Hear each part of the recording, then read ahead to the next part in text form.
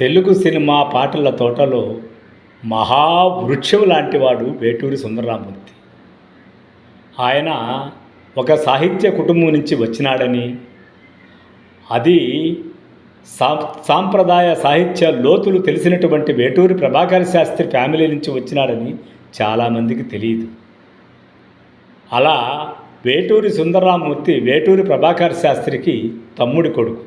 అంటే వేటూరి సుందరరామూర్తి వాళ్ళ నాన్న పేరు వేటూరి చంద్రశేఖర శాస్త్రి. ఇలా అన్నమయ్య పాటల్ని ఆ రోజుల్లో తాళపత్రాలతో సహా వెలికి తీసి బయటపెట్టినటువంటి వేటూరి ప్రభాకర శాస్త్రి ప్రభావం వేటూరి సుందరరామూర్తి మీద పడిందేమో.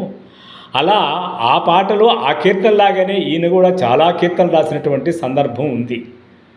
ఎందుకంటే ఆ ఫ్లోలో ఈయన సినిమాలకు, ముఖ్యంగా అన్నమయ్యకి ఇలాంటి వాటికి రాసినటువంటి పాటలు చాలా వరకు ఇవి అన్నమయ్యవా వేటూరివా మనకే అర్థం కానంత స్థితిలో అంత గొప్ప పల్లవులు, అంత గొప్ప సాహిత్యం, అంత గొప్ప చరణాలతో కూడా వన్ని తెచ్చుకున్నటువంటి వాడు వేటూరి సుందరరామూర్తి.